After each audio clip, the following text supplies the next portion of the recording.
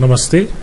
आइए अब हम कुछ प्रॉब्लम्स देखते हैं इलेक्ट्रिक डायपोल के कॉन्सेप्ट से रिलेटेड। और मेरी ये कोशिश रहती है और ये कोशिश रहेगी कि मैं आपको जो वैरायटी ऑफ प्रॉब्लम्स हैं, ठीक है, उनका एक्सपोजर दूं, क्योंकि फिजिक्स की अच्छी अंडरस्टैंडिंग के लिए ये बहुत ज़रूरी है कि आप वैरायटी ऑफ प्रॉब्लम्स को हैंडल करें।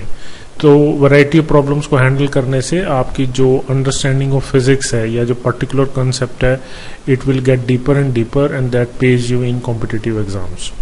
क्लियर? तो यहाँ पे मैं कुछ प्रॉब्लम्स यहाँ से कॉम्पिटिटिव एग्जाम से ले रहा हूँ, कुछ प्रॉब्लम्स मैं आपको अपनी तरफ से बताऊंगा और कुछ प्रॉब्लम जो है हम एनसीईआरटी के लेंगे। तो सबसे पहले हम एनसीईआरटी से शुरू कर लेते हैं, क्योंकि वहाँ कुछ बेसिक प्रॉब्लम्स गिवन है और जो हमने कंसेप्ट अब तक सीखे हैं उनको हम थोड़ा ब्रशअप कर लेंगे, तो उसके बाद इनको सॉल्व करना और भी आसान होगा। तो आइए पहले एनसीईआरटी की प्रॉब्लम्स देखते हैं। तो सबसे पहले ये एग्जाम्पल देखिए, एग्जाम्पल 1.10। यहाँ पे हमें ये कह रहा है कि हमारे पास दो चार्जेस हैं plus minus 10 microcoulomb and they are placed 5 millimetre apart. तो हमारे पास ये दो चार्जेस हैं A and B and they are 5 millimeter apart. Determine the electric field at a point P, and that point P is on the axis of the dipole 15 centimeter away from center O on the side of positive charge as shown in figure 1.21a. तो ये point P है और ये dipole के centre से 15 centimetre away है। Clear? और ये कह रहा है कि ये जो पॉइंट P है ये पॉजिटिव चार्ज की तरफ है। तो यहाँ पे हमें एक चीज पता ही है कि डायपोल मोमेंट की डायरेक्शन जो है वो इधर है, ठीक है। तो ये हमने यहाँ पे बना ली। फिर बी पार्ट में क्या कह रहा है, a point Q, this is point Q 15 centimetre away from O on a line passing through O and normal to the axis of the dipole as shown in figure B। तो यहाँ पे देखिए ये पॉइंट Q है और ये जो distance है ये भी 15 सेंटीमीटर है, मतलब डायपोल अरेंजमेंट वही सेम है, ठीक है। तो ये माइनस Q है, ये प्लस Q है, ये प्लस Q है, ठीक है। और ये जो ऑब्जर्वेशन डिस्टेंस है ये R है और इन दोनों के बीच में जो गैप है जिसको हम 2L लिखते आ रहे हैं, दैट इज गिवन 5 सेंटीमीटर, ठीक। तो हमें यहाँ पे वो क्या कह रहा है कि हमें इलेक्ट्रिक फील्ड डिटरमाइन करना इस पॉइंट P पे और इस पॉइंट Q पे। तो अब याद करिए कि जब मैंने आपको इलेक्ट्रिक फील्ड इंटेंसिटी डायपोल से निकालनी सिखाई है पिछले वीडियोस में, तो ये जो पॉइंट है ये एक्सियल पॉइंट है और हमने ये कहा था कि एक्सियल पॉइंट पे जो इलेक्ट्रिक फील्ड की डायरेक्शन है वो डायपोल मोमेंट की डायरेक्शन में होती है। तो मतलब ये एरो सही दिखाया है। तो direction of electric field intensity at point P है, it is in the direction of dipole moment. But equatorial line में क्या होता है, डायपोल मोमेंट की डायरेक्शन तो ये है, ठीक। और इस पॉइंट पे जो कि इक्वेटोरियल पॉइंट है, यहाँ पे जो नेट इलेक्ट्रिक फील्ड इंटेंसिटी की डायरेक्शन है वो डायपोल मोमेंट की डायरेक्शन से अपोजिट होती है, ठीक है। तो ये बेसिकली हमें बात पता है। तो यहाँ पे इस क्वेश्चन में वो क्या कह रहा है, इसने इसको सॉल्व किया है दो अलग अलग तरीकों से। पहले तो ये जो जनरलाइज्ड मेथड है उसी से सॉल्व कर रहा है, यहाँ पे इलेक्ट्रिक फील्ड इंटेंसिटी निकाल रहा है। पहले प्लस 10 माइक्रोकूलम से निकाला, फिर माइनस 10 माइक्रोकूलम से निकाला और फिर उन दोनों का क्या कर दिया, वेक्टर सम कर दिया, ठीक है। और हमारे पास रिजल्ट आ गया। इसी तरह से बी पार्ट के अंदर भी वो कर रहा है, बट वो साथ में ये भी कह रहा है इस एग्जाम्पल के अंदर, अगर आप थ्योरी पढ़ेंगे, बुक आपके पास है ही, तो वो ये कह रहा है कि आप यहाँ पे ध्यान से देखिए कि ये जो गैप है that is 5 millimetre, this gap is 5 millimetre and the point of observation is 15 centimetre. तो मतलब ये जो सिचुएशन है ये शॉर्ट डायपोल की कंडीशन को क्वालिफाई करता है, ठीक है। तो शॉर्ट डायपोल के केस में हमने जो फार्मूला पढ़ा था इलेक्ट्रिक फील्ड इंटेंसिटी का, that was 2p divided by 4 pi epsilon not r cube, ठीक है। That is in the case of axial line. और इक्वेटोरियल लाइन के केस में जो इलेक्ट्रिक फील्ड था that is p divided by 4 pi epsilon not r cube. और हमने कहा था कि अगर डायपोल सेम नेचर का है और ऑब्जर्वेशन डिस्टेंस दोनों ही सिचुएशंस में सेम है, तो जो एक्सियल फील्ड है वो इक्वेटोरियल फील्ड के मैग्नीट्यूड का क्या होगा, ट्वाइस होगा, ठीक है, तो ये हमें यहाँ पे दिख रहा है। तो उसने इस एग्जाम्पल के अंदर इसी चीज को एग्जिबिट किया है और ये करके दिखाया है कि अगर हम शॉर्ट डायपोल कंडीशन ले लें, ठीक है, तो हमारे आंसर पे कोई फर्क नहीं पड़ेगा। तो उसने पहले क्या किया है, पहले इससे यहाँ फील्ड निकाला है, फिर इसकी वजह से यहाँ फील्ड निकाला है। तो क्योंकि ये पॉजिटिव चार्ज इसके ज्यादा पास है, तो इस फील्ड का electric field at point P due to charge at B and electric field intensity at point P due to charge at A, तो EPA EPB से कम होगा, EPB का मैग्नीट्यूड इससे ज्यादा है, तो नेट इलेक्ट्रिक फील्ड इंटेंसिटी इधर होगी। ये मैं आपको पहले एक्सप्लेन कर चुका हूं, ठीक है। तो ये एग्जाम्पल हमें ये समझाने के लिए है कि अंडर व्हाट कंडीशंस हम शॉर्ट डायपोल कंडीशंस लगा सकते हैं। तो इसको आप यहाँ पे देखिए, इसने यही चीज समझाने की कोशिश करी है। क्योंकि ये सोल्व किया हुआ, तो मैं आपको क्या सोल्व करके दिखाऊं, आप इसको पढ़ सकते हैं, पर जो बेसिक आइडिया है यहाँ पे समझाने के लिए, इस क्वेश्चन का जो पर्पज है वो यही है। ये देखिए, ये कह रहा है कि शॉर्ट डायपोल कंडीशन क्वालिफाई हो रही है, ठीक है, तो आप इस सिचुएशन को लगा सकते हैं, ठीक। ये देखिए, ये सब सॉल्व किया हुआ, ठीक है। तो कह रहा है as in a we can expect to get approximately same result by directly using the formula for the dipole field at a point on the normal to the axis of the dipole. तो same result रहेंगे, result will not change. तो बाकी mathematical calculation है, आप करके देख सकते हैं। बेसिक आइडिया जो हमें क्लियर करना था वो ये था कि हम शॉर्ट डायपोल कंडीशंस कब लगाएं तो हमें कोई प्रॉब्लम नहीं होगी। क्लियर। इसके बाद अनसॉल्व प्रॉब्लम्स हैं, तो हम अनसॉल्व प्रॉब्लम्स की तरफ चलते हैं। ये देखिए प्रॉब्लम 1.9, ये डायपोल से रिलेटेड है। ये हमें कह रहा है कि अ system has two charges QA and QB, ये पॉजिटिव चार्ज है, ये नेगेटिव चार्ज है, इक्वल और अपोजिट दिखाई दे रहे हैं, लोकेटेड एट पॉइंट्स A, इसका कोऑर्डिनेट दिए हैं, ठीक है, B गिवन है, respectively what are the total charge and electric dipole moment of the system. तो आइए इसको सबसे पहले एक स्केच बना के समझते हैं। ये बहुत इंपॉर्टेंट है कि आप चीज़ों के स्केच बनाएं, उससे आपको सिचुएशन ज़्यादा अच्छी क्लियर होगी और मोस्ट ऑफ द टाइम्स आधी प्रॉब्लम तो वहीं सॉल्व हो जाती है स्केच करने से, ठीक है। So that is positive Z axis, that is negative z axis. तो ये क्या कह रहा है, ये चार्ज QA कहाँ पड़ा है, 0 0 -15 सेंटीमीटर पे, तो वो कोऑर्डिनेट यहाँ होगा, ठीक है। So that is point A, that is 0 0 -15 centimetre, मतलब इस ओरिजिन से लेके इस A पॉइंट तक का जो गैप है वो 15 सेंटीमीटर है। B पॉइंट कहाँ पे है, B पॉइंट यहाँ पे है, इसके कोऑर्डिनेट्स क्या है, 0 0 +15 सेंटीमीटर, ठीक है। तो यहाँ पे जो चार्ज पड़ा है दैट चार्ज इज नेगेटिव, और यहाँ जो चार्ज पड़ा है दैट चार्ज इज पॉजिटिव, ठीक है। तो ये एक सिचुएशन इसने हमें दी है। वो क्या पूछ रहा है, what are the total charge. तो यहाँ पे टोटल चार्ज क्या है, तो एक डायपोल अरेंजमेंट है, टोटल चार्ज आपको पता है कि टोटल चार्ज क्या होगा, 0। इक्वल और अपोजिट चार्ज है तो टोटल चार्ज 0 है। डायपोल मोमेंट पूछ रहा है, ठीक है। तो जो हमारे पास डायपोल मोमेंट होगी उसका मैग्नीट्यूड निकालने के लिए आपके पास क्या फार्मूला है, ठीक है, क्या फार्मूला है, P = Q × 2L, ठीक है। अब यहाँ पे 2L से आप कंफ्यूज मत होइए, 2L जो है एक्चुअल में गैप यहाँ से लेके यहाँ तक का है, तो यहाँ से लेके यहाँ तक का जो गैप है that is 30 centimetre, and Q is the magnitude of any one of the charge. So जो Q है that is 2.5 × 10⁻⁻7 × 30 centimetre means 0.3 metre. Clear. तो अगर आप इसको सोल्व करेंगे you will get 7.5 × 10⁻⁸ coulomb metre. Clear. But dipole moment जो है वो क्या है, वेक्टर क्वांटिटी है। तो आपको यहाँ पे डायपोल मोमेंट पूछ रहा हो आपसे यहाँ पे, तो आपको यहाँ पे डायरेक्शन भी बतानी चाहिए कि डायरेक्शन कहाँ है, किधर है, क्योंकि उसने आपको कोऑर्डिनेट सिस्टम दे दिया है।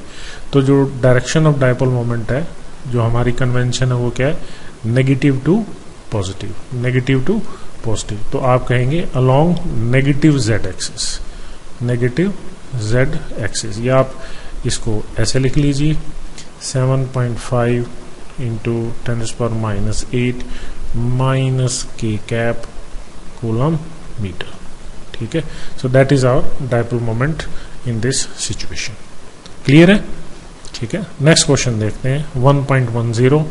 यहां पे क्या कह रहा है, an electric dipole with dipole moment दी है is aligned at 30 degree with the direction of uniform electric field of magnitude this much. Calculate the magnitude of the torque acting on the dipole. तो torque का magnitude means tau p e sin theta। ठीक है, तो बिल्कुल simple है। p dipole moment का magnitude 4 into 10⁻⁹ coulomb metre. Clear? E क्या है 5 इंटू 10⁴ न्यूटन पर कूलम। ठीक, और साइन ऑफ 30 डिग्री।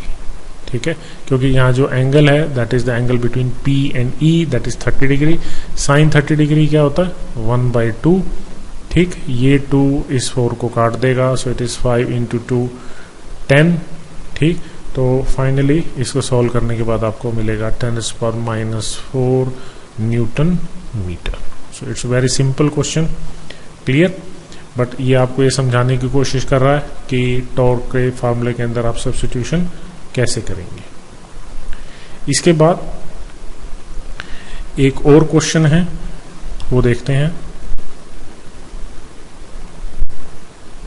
ये क्वेश्चन 1.27 एडिशनल एक्सरसाइज के अंदर ये क्वेश्चन गिवन है।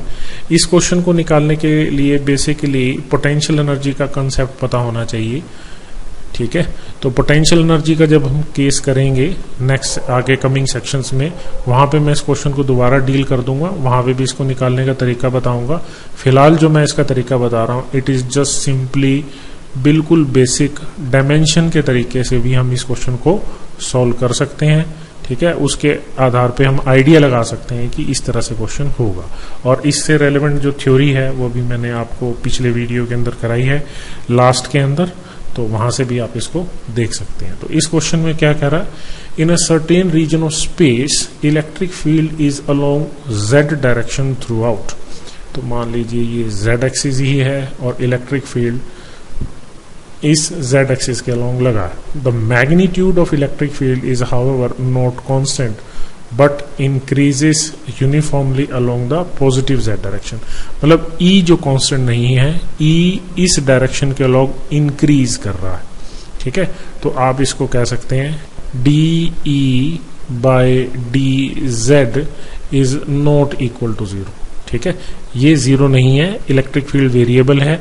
इस डायरेक्शन के अंदर z डायरेक्शन के अंदर इलेक्ट्रिक फील्ड क्या कर रहा है, इंक्रीज कर रहा है। ठीक है, और रेट गिवन है, कितनी वैल्यू दे रखी है 10⁵ न्यूटन पर कूलम पर मीटर। ठीक है, न्यूटन पर कूलम पर मीटर ये गिवन है।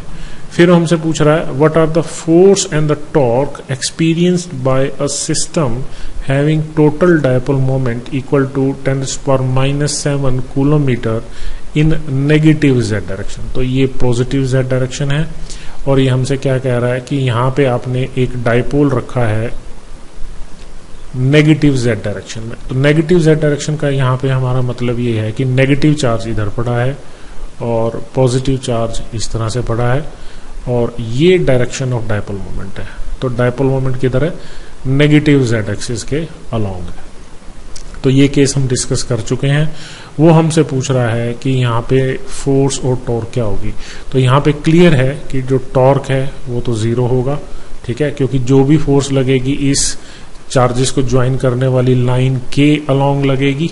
ठीक है, तो टॉर्क तो हो ही नहीं सकता, बट फोर्स होगी। अब फोर्स के ऊपर देखते हैं कि ये जो पॉजिटिव चार्ज है इसके ऊपर फोर्स जो लगेगी, यहाँ अलग बना देते हैं, पॉजिटिव चार्ज के ऊपर फोर्स इधर लगेगी in the direction of electric field और इस नेगेटिव चार्ज के ऊपर फोर्स इस डायरेक्शन में लगेगी।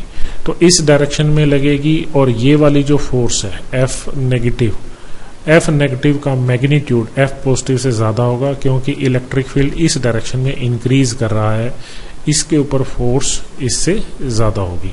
तो जो हमारी जो नेट फोर्स आएगी F net that is along negative z axis, ये तो हमें पता चल गया। बट फोर्स होगी क्या, तो आप ध्यान से इसके यूनिट्स को देखिए, DE/dz ये क्या है, न्यूटन कूलम मीटर। ठीक, अगर मैं इसको डायपोल मोमेंट से मल्टीप्लाई कर दूं तो इसके अंदर भी कूलम मीटर है, तो क्या बचेगा, सिंपल न्यूटन, और न्यूटन किसकी यूनिट है, फोर्स की। तो बस आप यही कर दीजिए। ठीक है, इसका फार्मूला क्या बनेगा, that is DE/dz into P। ठीक है, ये फार्मूला है। ठीक है, तो ये फार्मूला कहाँ से आया ये मैं आपको आगे करके दिखाऊंगा, बट ये फार्मूला बिल्कुल सही है, यहाँ इस सिचुएशन में एग्जैक्टली फिट बैठता है। आप देख ही रहे हैं, तो हम डायमेंशन के बेसिस पे कह सकते हैं दैट DE/dz कितना है, 10⁻⁵ न्यूटन पर कूलम इंटू 10⁻⁻7 कूलम मीटर। तो हमारे पास जो फोर्स आएगा that is 10⁻⁻2 Newton along negative z axis, negative z axis. ये लिखना बहुत जरूरी है। जो भी वेक्टर क्वांटिटीज हैं उनको आप प्रॉपरली मेंशन करिए कि वो फोर्सेस या वो वेक्टर क्वांटिटीज किधर एक्ट कर रही हैं। ठीक है, तो आइए अब हम वापस जेई प्रॉब्लम की तरफ चलते हैं जो हमने शुरू में दिखाई है आपको। यहां पे कह रहा है determine the electric dipole moment of the system of 3 charges that are placed on the vertices of an equilateral triangle as shown in the figure। तो यहाँ पे हमारे पास 3 चार्जेस हैं, 2 नहीं है अब। ठीक है, 3 चार्जेस हैं। ठीक है, जो डायपोल का कॉन्सेप्ट आपने पढ़ा है कि इक्वल और अपोजिट चार्ज मिलके एक डायपोल बनाते हैं, उनकी डायपोल मोमेंट P लिखते थे, बट उसने हमें यहाँ पे ये अरेंजमेंट दे दिया और हमें कह रहा है कि इस सिचुएशन में डायपोल मोमेंट निकाले। तो कोई प्रॉब्लम नहीं है। इस माइनस क्यू को इस तरह से लिख दीजिए, -q। ठीक है, तो कोई दिक्कत नहीं है। ठीक है, चार्ज तो सेम ही है। तो अब हमें पता है कि जो डायपोल मोमेंट की डायरेक्शन है वो नेगेटिव से पॉजिटिव होती है, ये इधर, इस -q से इधर और एक इधर। तो हमारे पास 2 बराबर डायपोल मोमेंट्स हैं और इन दोनों डायपोल मोमेंट्स के बीच में जो ये एंगल है, ये एंगल कितना, 60 डिग्री, क्योंकि आप देखिए ये इक्विलेटरल ट्रायंगल है। तो बिल्कुल सिंपल है, 2 वेक्टर्स, 2 डायपोल मोमेंट्स जिन दोनों का मैग्नीट्यूड P है और इन दोनों के बीच में एंगल 60 डिग्री है। तो जो रिजल्टेंट डायपोल मोमेंट होगी वो इस तरफ होगी। ठीक, and that resultant dipole moment is equal to √3p। P कितना, Q into gap between the charges. तो अब आप यहाँ ध्यान रखिए, क्योंकि हम शुरू में पढ़ा रहे थे 2L बोल रहे थे, तो क्योंकि वहां पे मैथमेटिकल डेरिवेशन को आसान करने के लिए हमने चूज किया था, बट यहाँ ध्यान रखिए यहाँ L है, 2 से मत मल्टीप्लाई कर दीजिए यहाँ पे। ठीक है, so the dipole moment is Q into L। तो इस P की वैल्यू डालेंगे, सो 3QL। तो ये मैग्नीट्यूड आ गया। ठीक है, √3QL। बट यहाँ पे आपको ध्यान रखना है कि ये डायपोल मोमेंट जो है ये इस डायरेक्शन में आएगी, इस एंगल का बाइसेक्टर होगा, क्योंकि ये वेक्टर और ये वेक्टर बराबर है, तो मतलब 30 डिग्री। ठीक है, तो इसका मतलब ये इधर एक्ट करेगी। ये x एक्सिस गिवन है आपको, ये y एक्सिस गिवन है, तो इसका मतलब क्या है, अलोंग नेगेटिव y एक्सिस। तो आपके पास जो डायपोल मोमेंट आएगी that is -j। So from here the answer is 3rd। तो देखिए बिल्कुल सिंपल है, कोई मुश्किल क्वेश्चंस नहीं है। आप बेसिक कंसेप्ट को समझते जाइए and you will be able to handle all problems. ठीक, अब इसके बाद हमने एक केस पढ़ा था कि अगर हम किसी भी डायपोल को इलेक्ट्रिक फील्ड में रख दें तो उसके ऊपर टॉर्क लगेगा। तो मैं एक सिचुएशन बना रहा हूं, एक जनरलाइज केस। सपोज मेरे पास ये एक इलेक्ट्रिक फील्ड है E1 और ये एक और इलेक्ट्रिक फील्ड है E2। मान लीजिए 2 फील्ड्स हैं। ठीक है, और मेरे पास एक डायपोल है जो इन दोनों इलेक्ट्रिक फील्ड्स के बीच में पड़ा है, जिसकी डायपोल मोमेंट P है, सच दैट इसके साथ एंगल θ1 बन रहा है, इसके साथ एंगल कितना बन रहा है, θ2। और ये गिवन है कि ये इक्विलिब्रियम में है, ये गिवन है कि ये इक्विलिब्रियम में है। तो ये इक्विलिब्रियम में गिवन है का मतलब क्या है कि यहाँ पे जो नेट सम ऑफ टॉर्क है वो क्या है, 0 है। इसका मतलब क्या है, ये E2 इस डायपोल को अपनी डायरेक्शन के अलोंग अलाइन कराने की कोशिश करेगा, जैसे कि हमने फिजिकली अपनी थ्योरी सेक्शन में पढ़ा है कि जब आप किसी भी डायपोल को इलेक्ट्रिक फील्ड में रखते हैं तो इलेक्ट्रिक फील्ड क्या करता है, उस डायपोल को या उस डायपोल की डायपोल मोमेंट को अपनी डायरेक्शन के अलोंग अलाइन कराने की कोशिश करता है। तो ये इलेक्ट्रिक फील्ड इसको इधर रोटेट करने की कोशिश करेगा और ये इधर रोटेट करने की कोशिश करेगा। तो आप देखिए सेंस ऑफ रोटेशन अपोजिट है, तो टॉर्क का मैग्नीट्यूड तो सेम है, इक्वल और अपोजिट है, means τ1 minus τ2 is equal to 0। So τ1 is equal to τ2। तो τ1 हमारे पास क्या है, P E1 sine θ1 it is equal to P E2 sine θ2। तो हमारे पास रिजल्ट आ गया E1 by E2 is equal to sine θ2, this is θ2 by sine θ1। तो अगर ऐसी कोई सिचुएशन दी हो और आपको कोई एक वैल्यू या एक क्वांटिटी फाइंड आउट करने के लिए कहा जाए तो आप उसके बारे में भी सोच सकते हैं। तो ये कुछ एक्सपोजर्स थे डायपोल मोमेंट से रिलेटेड और डायपोल सिचुएशन से रिलेटेड। तो आई होप आपको कुछ कंसेप्ट्स क्लियर होंगे और आप अब अपने लेवल पे कुछ और प्रॉब्लम्स ट्राई करें ताकि आपको और better understanding of physics of dipole हो।